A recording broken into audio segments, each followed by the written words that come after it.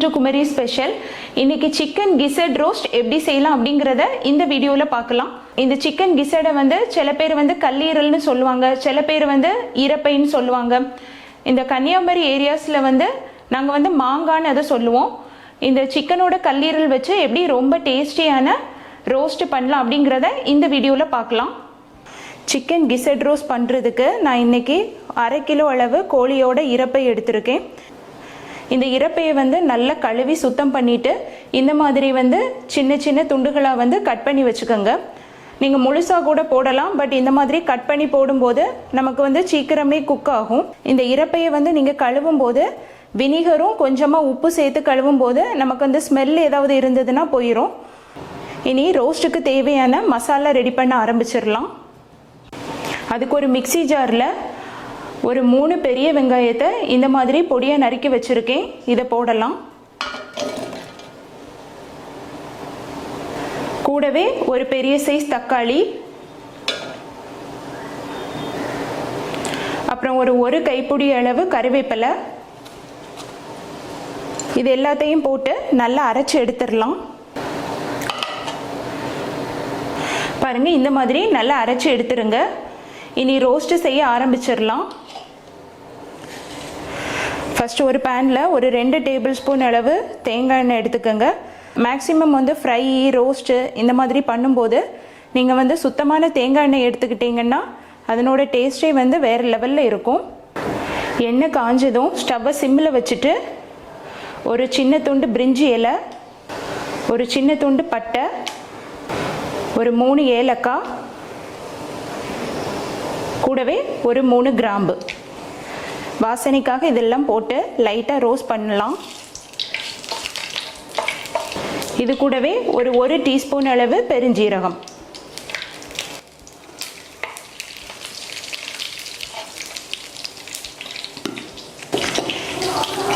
இப்போ நம்ம மிக்ஸி ஜாரில் அரைச்சி வச்ச மசாலாவை இது கூட சேர்த்துடலாம்.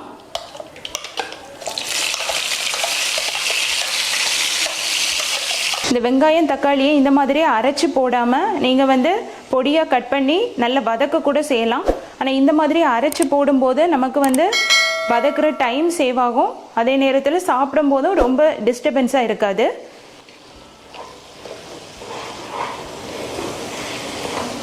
நீ இந்த வெங்காயம் தக்காளி பேஸ்ட்டோட பச்சை வாடை போகிறது வரை இதை நல்லா வதக்கிடலாம். இது கூடவே கீறி வச்ச ஒரு பெரிய சைஸ் பச்சை மிளகாய்,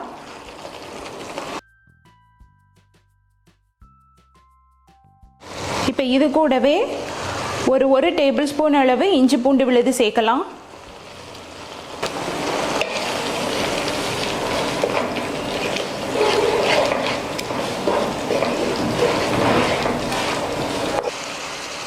இந்த வெங்காயம் தக்காளி பேஸ்ட்டோட பச்சை வாடையெல்லாம் மாறி இந்த மாதிரி எண்ணெய் வந்து பிரிஞ்சு வர ஆரம்பிக்கும். இந்த டைமில் வந்து இதுக்கு தேவையான மசாலா பொடிகளையெல்லாம் சேர்க்கலாம். இப்போ இதில் ஒரு 1/2 டீஸ்பூன் அளவு மஞ்சள் பொடி, ஒரு 2 டேபிள் ஸ்பூன் அளவு காஷ்மீரி மிளகாய்த்தூள். நான் வந்து கொஞ்சம் கலர்ஃபுல்லாக இருக்கட்டும்னா இந்த காஷ்மீரி மிளகாய்த்தூள் சேர்க்குறேன். உங்ககிட்ட இல்லைன்னா ஒரு டேபிள் ஸ்பூன் அளவு சாதாரண தனி மிளகாய்த்தூள் சேர்த்துக்கோங்க.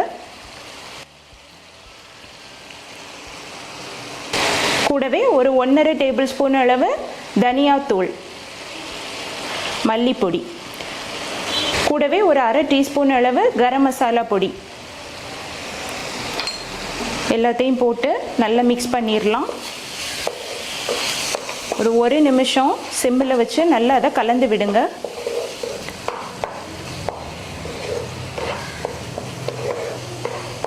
இதில் தேவையான அளவு உப்பு சேர்க்கலாம்.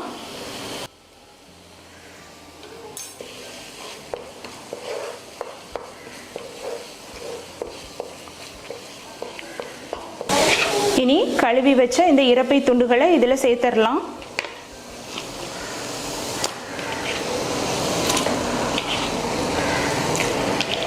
சேர்த்து நல்லா அதை கலந்து விடுங்க.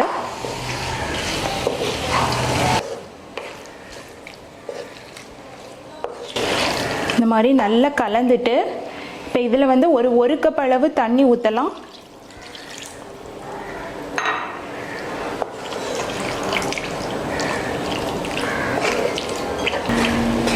நமக்கு இந்த இறப்பை வந்து கோழியோட ஈரல் போல் இல்லை, குக் ஆகுறதுக்கு கொஞ்சம் டைம் ஆகும். ஸோ வந்து இந்த மாதிரி தண்ணி ஊற்றி அந்த தண்ணிலாம் நல்லா வத்துற அளவு அதை வேக வச்சிடலாம். இப்போ இதை மூடி வச்சு ஒரு 2-3 நிமிஷம் மிதமான சூட்டில் நல்லா குக்காக விடுங்க. அப்பப்போ ஓப்பன் பண்ணி இந்த மாதிரி கலந்து விடுங்க.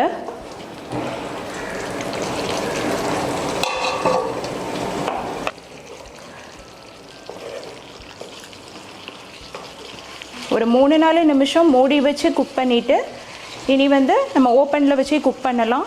இதில் உள்ள தண்ணிலாம் வற்றி இந்த மசாலாலாம் வந்து நல்லா திரண்டு வரணும். அது வர நல்லா அதை வேக வச்சு எடுத்துடலாம். உப்பு தேவைன்னா செக் பண்ணி சேர்த்துக்கங்க.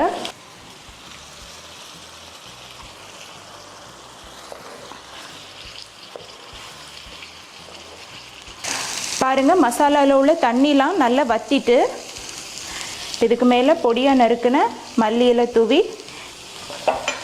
லைட்டாக மிக்ஸ் பண்ணிவிட்டு ஸ்டவ்வை ஆஃப் பண்ணிடலாம்.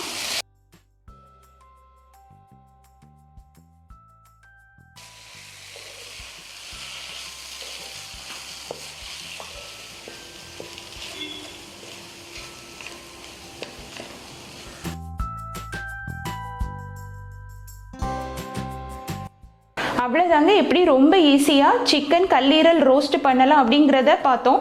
இந்த வீடியோ உங்கள் எல்லாருக்குமே பிடிச்சிருக்கும்னு நம்புகிறேன். இந்த வீடியோ உங்களுக்கு பிடிச்சிருந்ததுன்னா லைக் பண்ணுங்கள், ஷேர் பண்ணுங்கள், மறக்காமல் குமரி ஸ்பெஷலுக்கு சப்ஸ்கிரைப் பண்ணுங்கள்.